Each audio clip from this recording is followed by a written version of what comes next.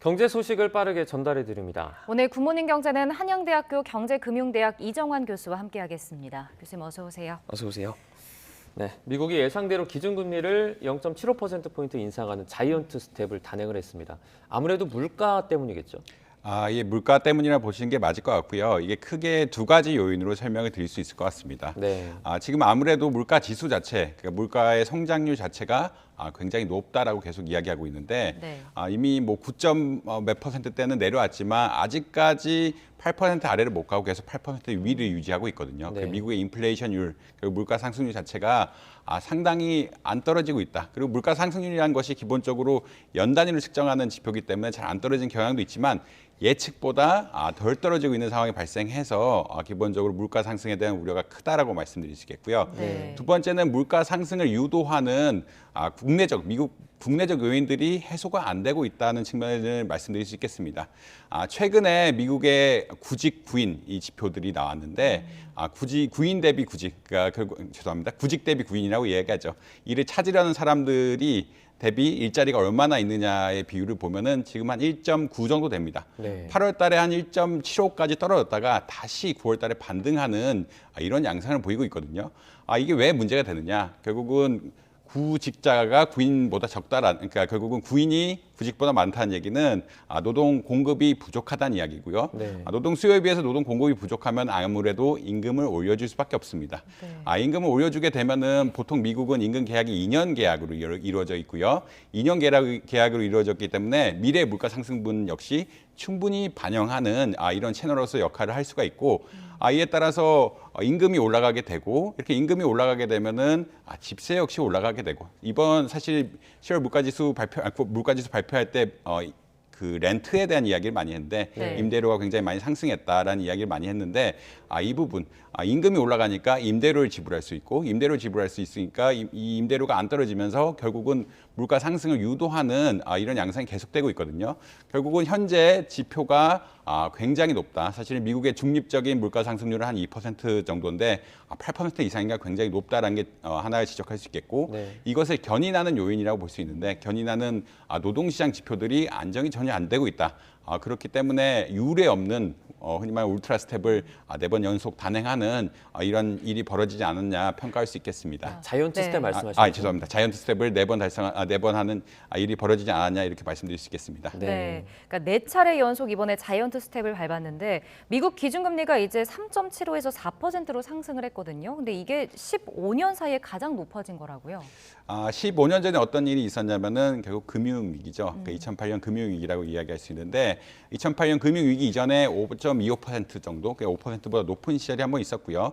사실 미국의 금리가 최고 높았던 한 20, 30년으로 윈도우를 보면은 1990년대 후반, 그러니까 흔히 말하는 닷컴 버블 전에 한 6% 근처에서 가장 높았고 네. 이 금융위기 직전에 가장 높았는데 지금은 그때는 사실은 오히려 어떻게 보자면 경기 불황의 전조였죠. 금리가 너무 높아진다는 것이 경기가 너무 호황이 와서 이것을 제어하는 툴로서 역할을 했는데 네. 지금 조금 같은 수준의 금리라도 해석이 좀 다른 상황이다라고 말씀드릴 수 있겠습니다. 네. 그때는 경기가 너무 좋아서 어떻게 보면 경기를 위축시키려고 한 것인데 지금은 경기 자체가 좋다라고 말씀드리는 사실 없고요. 그렇지만 인플레이션 잡기 위해서 그리고 인플레이션 지속적으로 경기를 하강시키는 것을 막기 위해서 금리를 굉장히 높여가고 있다. 뭐 같은 수준의 금리라고 할지라도 사실 사람들이 느끼는 어떠한 고통이라고 말씀드릴 수 있는데 이런 것은 지금이 뭐 2007년이나 뭐 1999년보다는 훨씬 뭐 좀 부담된다라고 말씀드릴 수 있을 것 같습니다. 네.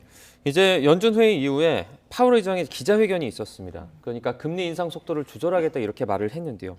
동시에 뭐 시장에 좀 긍정적인 신호를 주기도 했죠.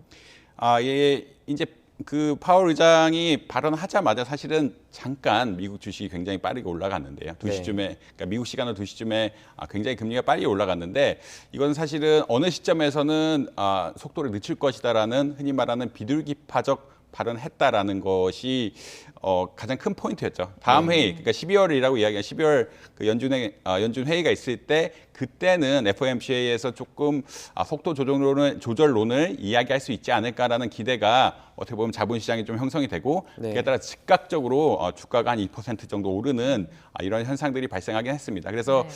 지금 올해 내내 사실은 기준금리를 굉장히 많이 올렸고요. 사실 작년만 해도 0%대였는데 지금 4%대까지 한 해 4% 올리는 것은 거의 유례 없는 일이라고 보면 되거든요. 4%까지 왔기 때문에 이것에 대한 부담감들이 차차 이제 실현이 될 것이 아니냐. 결국 누적 효과라는 것이 그런 것인데 1년에 한꺼번에 많이 올리면 이제 당장은 사실 기업들이라든지 개인들이라든지 벌어놓은 것들, 자산들이 있기 때문에 운영을 하는 게 불가능하지 않지만 이제 내년, 내후년 이렇게 되면은 아무래도 올해 고금리로 빌린 사람들 혹은 고금리로 빌린 기업들은 충격을 받을 수밖에 없거든요. 네. 이런 것들을 차차 고려해서 12월쯤 속도 조절론을 할 수도 있다. 긴축을 완화시키려는 그런 정책들을 펼 수 있다라는 그런 발언에서 주가가 즉시로는 한 2% 정도 오르는 이런 상황이 발생하긴 했습니다. 네. 네. 그러니까 속도 조절을 할 수 있다 이런 여지를 좀 열어두는데 사실 금리 인상 중단하는 건 또 시기상조라고 말하지 않았었나요? 계속 금리를 올리겠다 이런 얘기인 거죠? 예, 사실 그 다음 발언이 사실 문제가 된 것인데 네. 결국은 아직 금리 인상 속도를 늦추기에는 시기상조다라는 이야기를 명확하게 했거든요. 결국 시기상조다라는 이야기를 명확하게 했고 더 안 좋은 이야기는 어떻게 보자면 예전에 생각했던 기준금리의 상단보다 더 올려야 할 수 있다라는 커다란 틀에서 발언을 했기 때문에 사실은 지금 미국의 주식시장이라든지 자본시장에서는 새로운 예측치를 어떻게 보면 내야 되는 시점이 왔습니다. 사실 미국의 기준금리가 지난번 했을 때는 4.75% 정도가 상단이지 않을까라고 예상을 했는데 이번 파월 의장이 이런 식의 미국 기준금리를 새로이 정해야 될 필요성이 있다. 금리 인상을 중단하지 않을 거고 지속적으로 갈 가능성이 있고 예전에 했던 것을 번복해서 다른 수치를 제공해야 될 필요가 있다라고 이야기하는 순간 사실은 자본시장에서는 도대체 이제 금리의 상단이 어떻게 될 것인가에 대해서 또 추정을 해야 되거든요. 이건 네. 추정을 해야 되고 그리고 아무래도 금리가 더 올라간다고 생각하니까 주가가 사실 오늘 최종으로 보면 3% 정도 빠졌는데 2% 급격하게 오르다가 5% 정도 빠지는 이런 결과가 날 정도로 변동성이 굉장히 큰 장이었다고 말씀드릴 수 있겠고요. 네. 기본적으로는 이런 것들 금리를 파월 의장이 얘기했을 때 어떻게 보자면 지금 긴축하기에는 시기상조다라는 것을 명확하게 했고 네. 추가로 어떻게 보자면 금리를 더 올릴 필요성이 있다라고 이미 그런 식의 발언을 했기 때문에 자본시장에서는 굉장히 큰 충격을 받았다라고 어떻게 보시면 될 것 같습니다. 그래서 나스닥 지수 같은 것들이 3% 이상 떨어지고 S&P도 거의 3%가량 떨어졌다가 다시 약간은 회복하는 이런 현상들을 보였는데 발언이 어떻게 보면은 좀 일관되지 않은 측면이 있죠. 네, 좀 혼란스럽지 예, 않습니까? 혼란스럽죠. 그래서 증시가 이렇게 증시의 미국 뉴스들 보면은 증권 시장이 굉장히 변동성이 컸다라는 이야기를 많이 하는데 네. 일단은 좋은 뉴스, 그러니까 긴축을 조금 완화할 수 있다는 좋은 메시지를 보내긴 했지만 지금은 아니고 오히려 단기적으로 혹은 내년까지는 굉장히 타이트하게 금리를 올릴 것이다. 흔히 말해서 긴축 정책을 더 할 것이다라는 메시지를 보냈기 때문에 이 단기 정보하고 장기 정보 간의 혼란. 그러니까 사실은 처음에는 이게 단기적으로 금리 인상 속도를 줄일 것이 아니냐라고 해석을 했지만 네. 파월 의장이 한 얘기는 이건 장기의 얘기고 단기적으로 지금 물가 수준이라든지 노동 시장을 고려해 봤을 때는 아무래도 금리를 높게 그리고 더 예상보다 더 많이 올려야 될 가능성이 높다라고 지금 이야기를 했기 때문에 네. 자본시장 자체에서 굉장히 좀 혼란이 있었다. 그래서 주가 역시 변동폭이 굉장히 큰 어제의 미국 장이었다라고 말씀드릴 수 있을 것 같습니다. 네. 그러면 이제 단기적인 전망을 봤을 때 지난번 예상보다 높아질 수도 있다. 기준금리가 높아질 수도 있다라고 말을 했는데 이건 한 어느 정도까지 열려 있다고 보면 될까요?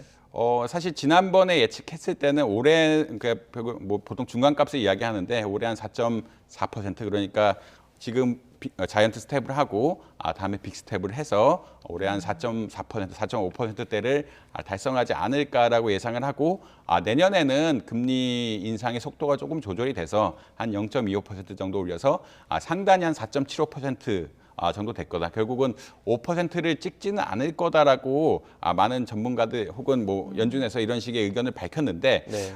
지금 이야기는 이 4.75%보다는 더 올릴 거다는 이야기거든요. 네. 더 올릴 거다는 이야기고 이 폭이 5%면 다행이긴 하지만 5.25라든지 5.5까지 사실은 열려 있는 상황이라고 보시면 될 것 같습니다. 아무래도 아까 말씀드린 그 노동시장 지표가 가장 큰 문제가 되는데 네.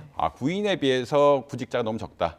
그러니까 결국은 이 흔히 말하는 노동의 초과 수요 상태가 계속되고 있는 상황이고 네. 이것이 계속되면은 아무래도 임금이 올라갈 수밖에 없고요. 특히 이게 미국의 산업 정책하고 또 관련이 깊은데 인플레이션 감축법도 사실은 1조를 하고 있다라고 많이 이야기합니다. 인플레이션 감축법이라는 게 결국은 전 산업을 원래는 1990년대 이전에는 산업들을 글로벌라이제이션해서 산업들 세계에 흩어놓는 것을 결국은 비용을 절감하기 위해서 싼 나라로 갔는데 이제 인플레이션 감축법안 같은 경우에는 결국은 모든 것들 국가 경제 안보에 대한 안보의 중요성이 높은 산업들은 미국으로 끌고 온다라는 이야기를 하고 있거든요. 실제 네. 지표 역시 이런 것들에 의해서 올해 한 45만 개 이상 일자리가 창출됐다라고 이야기하고 있고 이런 게 결국은 2050년까지 장기 플랜이다 보니까 올해, 내년, 내후년 계속적으로 노동시장에 영향을 줄 수밖에 없는 이런 상황이기 때문에 이런 노동시장의 초과 수요가 생각보다 잡히기가 어렵다라는 그런 관점. 결국은 아주 코로나 이후에 어떤 구조적인 변화 그리고 이런 미국 노동시장의 어떤 바뀌는 상황들을 고려해 볼 때 사실 단기적으로 금리 더 올려야 할 가능성이 높다라고 지금 이야기하는 것 같고 아마 상단은 뭐 5.25% 혹은 5.5%까지도 갈 수도 있는 상황이긴 한 것 같습니다. 근데 이제 그것은 결국 지표에 따라서 얼마나 노동시장이 빠르게 안정되느냐. 그리고 계속 금리를 올리면 사실 예전에는 보통의 경우에는 이렇게 노동시장이 빨리 위축이 됐거든요. 근데 네. 이번의 경우 생각보다 위축이 잘 안 되고 있어서 아까 말씀드린 인플레이션 감축 법안 같은 것들 그리고 흔히 말하는 베이비 부머들이 은퇴를 하기 시작하면서 노동 공급이 급격하게 줄어든 이런 양상들이 있기 때문에 생각보다 높게 갈 가능성도 열려 있다는 발언으로 저는 해석을 하고 있습니다. 네. 그러면 지금 파월 의장 발언이라든지 지금 상황을 좀 종합해 보면 다음 달에 이제 FOMC 회의가 올해 마지막으로 열리는데 교수님께서는 어느 정도 올릴 것으로 예상을 하시나요? 기본적으로는 아마 빅스텝이라고 생각을 하고 있고 0.5% 포인트를 올리는 것이 아마 타당할 것이다. 아까 속도 조절론이 나왔기 때문에 네. 그냥 사실 많은 그 예측의 선택지는 사실 두 개라고 보통 이야기를 하고 있거든요. 그 두 개라고 이야기하는 거는 아까 자이언트 스텝이냐 빅 스텝이냐. 그래서 0.75% 포인트를 올리는 것이냐, 0.5% 포인트를 올리는 것이냐 이 두 가지 결정이라고 많이 이야기를 하는데 사실은 예측이 0.5%를 올리는 것이었기 때문에 아마 예측대로 가지 않을까라고 많이 생각을 하고 있고요. 네. 0.75% 올린다는 거 역시 가능하긴 한데 제 생각엔 이번 발언 자체는 내년에도 지속적으로 조금 금리 인상을 가져갈 것이다라는 그런 메시지로 조금 해석을 했기 때문에 네. 내년에도 흔히 말하는 베이비 스텝 용어 좀 이상하긴 하지만 0.25%포인트씩 계속 올리는 이런 정책들이 추가적으로 가능하다라고 해석을 했기 때문에 아마 올해 자체 그 다음 FOMC 회의는 예측대로 빅스텝을 단행할 가능성이 높지 않을까 그렇게 해석을 하고 있긴 합니다. 네. 네. 이제 미국이 자이언트 스텝을 단행을 하면서 한미 간 금리 차이가 조금 더 벌어졌습니다. 최대 1%포인트까지 지금 높아졌는데요.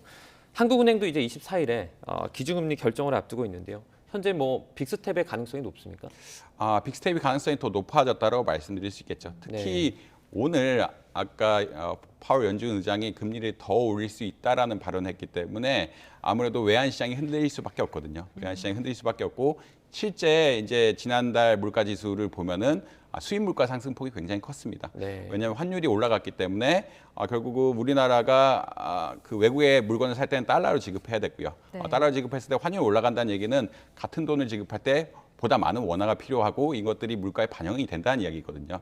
이렇기 때문에 환율에 대한 우려가 아무래도 더 심해졌다라고 이야기할 수 있을 거고 이런 것이 즉각적으로 환율 시장의 변동성을 키울 가능성이 있기 때문에 금리를 더 올려서 수입 물가를 안정시켜야 되고 그리고 이 수입 물가를 안정시키는 걸 가지고 전반적인 물가 하락을 유도해야 되는 이런 목적이 있기 때문에 아무래도 빅스텝 가능성이 높다라고 보시면 될 것 같습니다. 사실 7월말 하더라도 지난달에 흔히 말하는 베이비 0.25% 올리고 이번 달에 0.25% 포인트 올리는 것이 한국은행의 예측치였는데 네. 그렇게 되진 못하고 특히 외환시장 사정이 좋지 않고 최근 소비자 물가 지수가 발표됐는데 생각보다 떨어지지 않고 있어서 이 두 가지 사정 결국은 외환 시장하고 이런 현대 물가 지수 이런 것들 고려해 볼 때는 아무래도 빅스텝을 단행할 가능성이 굉장히 높아지지 않았냐. 특히 오늘의 발언에 따라서 빅스텝을 단행할 가능성이 더 높아졌다라고 보시면 될 것 같습니다. 네. 이제 우리뿐 아니라 다른 나라 상황들도 비슷할 것 같은데 각국이 금리 인상 기조를 좀 이어간다고 봐야 할까요?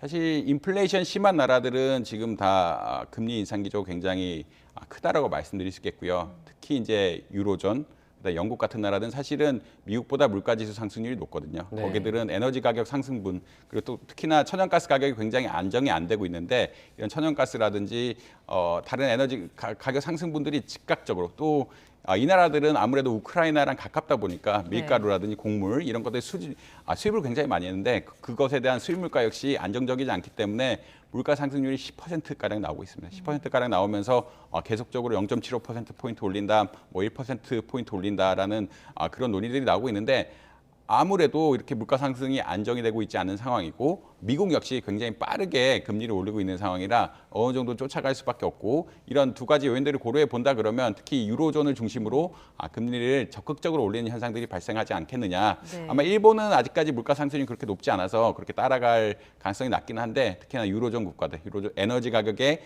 큰 영향을 받고 곡물 가격, 우크라이나와 러시아 사태라는 지정학적 위치에 따라서 영향을 크게 받는 유로존 국가들 그리고 영국은 굉장히 빨리 금리를 올릴 가능성이 높아지고 있다라고 보시면 될 것 같습니다. 네. 네. 오늘 이제 우리 경제 그리고 금융당국의 수장들이 긴급 회동을 합니다. 그러니까 뭐 자이언트 스텝을 단행한 FOMC 회의 관련해서 뭐 대책을 논의할 것 같은데 어떤 부분을 중점적으로 다룰까요? 사실 뭐 기본적으로는 이제 이번 회의에 따라서 어떻게 보면 미국의 금리가 예측치가 바뀌고 예측치가 바뀜에 따라서 환율 같은 것들에 영향을 어떻게 미쳐서 그 외환시장 관리를 어떻게 해야 되냐 이런 문제들이 나올 것 같고요. 네. 그 다음에 가장 중요한 문제는 지금 계속 이야기하고 있지만 채권 시장이 아마 문제일 겁니다. 이 미국이 금리를 올리게 되면은 한국 역시 기준금리를 올릴 수밖에 없고요. 그럼 채권 시장의 금리도 굉장히 어떻게 따라서 올라갈 수밖에 없는 상황이거든요. 기준금리란 것은 베이시스 금리이기 때문에 기준금리가 올라가면은 어느 정도 연동해서 다른 금리도 역시 올라갈 수밖에 없고요. 네. 근데 한전의 적자가 계속 누적된다라고 이야기하는데 사실 한전의 적자가 줄어들 가능성이 굉장히 적거든요. 그게 내년에도 그것은 기본적으로 전기료를 책정하는 가격 시스템 자체가 에너지 가격 상승분을 다 반영하지 못하는 이런 시스템 때문에 그런 것인데 한전채들 뭐 보통 AAA 등급이라고 AAA 등급이라고 이야기하는데 내년에 한전채들이 굉장히 많이 나오게 될 것이고 금리가 또 올라가게 되면은 한전채의 금리도 또 올라가게 될 것이거든요. 네. 그러면 다른 회사들, 그러니까 AAA 등급이 아닌 회사들은 사실 큰 고통을 겪을 수밖에 없습니다. 왜 큰 고통을 겪을 수밖에 없냐면 한전이 지금 뭐 6% 바로 아래 정도의 금리가 형성이 되고 있는데 내년에 뭐 6.5%라면은 밑에 급 AA 등급이라든 물론 좋은 회사들이긴 하지만 이런 좋은 회사들도 6.5% 7%대까지 금리를 올려야 되고 있는 상황이거든요. 특히 최근에는 이런 채권에 대한 수요 역시 굉장히 문제가 많이 된다고 이야기하는데 보험사들의 수요가 확 줄었습니다. 보험사들의 수요가 확 줄었는데 지금 은행으로 돈이 많이 들어간다는 이야기 많이 하는데 은행에 돈이 들어간 것이 증권사에 있는 돈도 들어가지만 보험사에 있는 돈도 들어가거든요. 보험사에 있는 돈이 들어간다는 이야기는 어떤 거냐면 계좌를 해지해서 은행의 고금리 상품으로 갈아타는 일들이 굉장히 많이 벌어지고 있다라고 이야기하는데 네. 은행 보험사 같은 경우는 자기 자산이 채권이기 때문에 채권을 팔 수밖에 없는 상황입니다. 이런 보험금을 환급해줘야 되는데 보험금을 환급해 주려고 그러면 결국 채권을 굉장히 많이 팔아야 되는 상황이고 원래 기본적으로 보험사들은 생명보험사들 특히 장기 채권들을 많이 가지고 가는데 왜냐하면 이 보험 계약이라는 것들이 종신보험도 있고 굉장히 만기가 긴 상품들이 많아서 그것에 대한 현금 지급을 하려고 그러면 장기 채권들을 굉장히 많이 가져가야 되는데 이런 채권들 급격하게 팔기 시작하고 있거든요. 이렇게 된다는 얘기는 지금 단기채 시장이 흔히 ABCP 사태들로 인해서 위축이 되고요. 장기채, 회사채 시장 역시 굉장히 공급이 많아지는 상황이고 금리가 더 올라가게 되면은 기업들의 자금 조달이 생각보다 어려워질 수 있다. 그리고 지금 금리의 트래젝터리, 금리의 예측치가 예측보다 더 올라가고 있기 때문에 회사채 시장을 통한 자본도 조달이 훨씬 더 어려워질 수 있다. 그리고 이것이 흔히 말하는 기업들의 부도 그리고 연쇄적인 부도와 경기 하강을 급격하게 유도할 수 있는 위험 요인으로 작용할 수가 있기 때문에 이런 것들에 대한 리스크 관리 이런 것을 막으려면은 은행은 어떻게 해야 되는 은행에서 자금 조달을 어떻게 해야 되냐 이런 전반적인 논의가 아마 이루어지지 않을까라고 아마 생각할 수 있겠습니다. 결국은 금리란 것이 외환 시장에 큰 영향을 미칠 수가 있고요. 금리란 것이 채권 시장의 기준금리를 올리면서 아무래도 지금 수급 상황이 굉장히 안 좋은데 더 큰 충격으로 다가갈 수가 있기 때문에 이런 것들을 어떻게 조절을 해야 되는지 광범위한 논의가 이루어지지 않을까 생각하고 있습니다. 네. 지금 우리 그 물가도 지금 높은 게 계속 문제인 게 어제 소비자 물가 상승률 발표된 걸 보면 이제 2달 연속 좀 둔화했다가 다시 오름폭이 커진 것 같더라고요.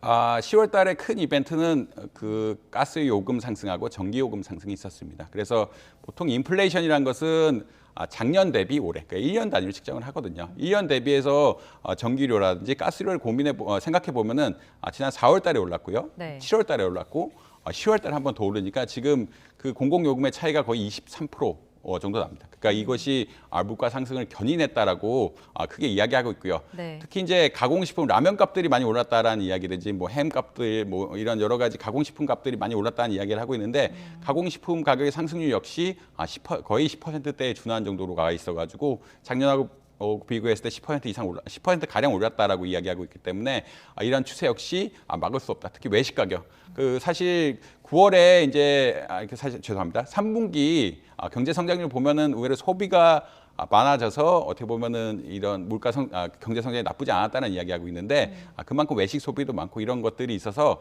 수요도 위축되고 있지 않은 상황이라 상당히 어떻게 보면은 수요 측 요인에서 밖에 뭐 원유 가격 같은 요인은 조금 좀 완화되긴 했지만 수요 측 요인에서 견인하고 있는 그런 측면들이 일부 보이고 있다라고 보시면 될 것 같습니다. 네, 네. 금리를 계속해서 올리고 있는데 물가는 좀 잘 잡히지 않는 것 같습니다. 지금 전기나 가스 같은 공공요금도 역대 최대폭으로 오른다고요. 지금 한전 적자가 뭐 올해 40조라고 이야기하는데 네.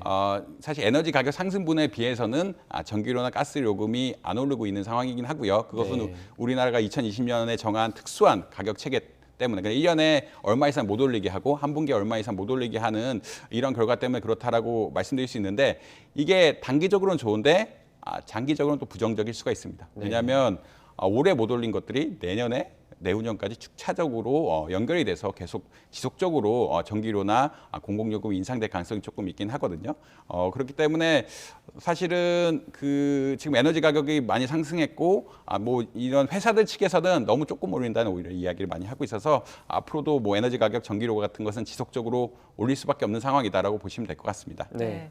더 그 체감 물가가 높아질 것 같은데 5%대 지금 고물가잖아요. 이게 언제까지 이어질 것으로 보시나요? 한국은행 예측으로는 뭐 내년 상반기 정도까지 간다라고 보고 있는 것 같고요. 네. 근데 이제 뭐 지금 안 좋은 요인들은 이런 에너지 가격 상승에 의한 전기료, 가스료 상승들이 계속 지속될 것이다. 네. 것들 공공요금 상승이란 것이 결국은 모든 가격에 영향을 미치기 때문에 안 좋은 방향으로 지속될 수 있다는 게 좀 부정적인 측면이고. 근데 이제 어떻게 보자면 물가 상승이 좀 떨어질 수 있는 것들은 9월 이후에 실물 경제가 많이 죽었다라는 이야기를 많이 하거든요. 그러니까 추석 이후에 자영업자 폐업도 늘고 대출 같은 것들이 굉장히 어려워져가지고 내년 상반기에 조금 위험하지 않나라는 이야기들도 많이 있는데 네. 위험하다라는 얘기는 결국은 수요가 좀 많이 위축된다라는 이야기이기 때문에 아마 뭐 이런 양측 요인들이 결국은 어떻게 보면 결정을 해서 그 물가 상승률이 결정되지 않을까 그렇게 생각하고 있습니다. 네, 네. 여기까지 듣겠습니다. 이정환 한양대 경제금융대학 교수와 함께 경제 이슈들 살펴봤습니다. 고맙습니다. 고맙습니다.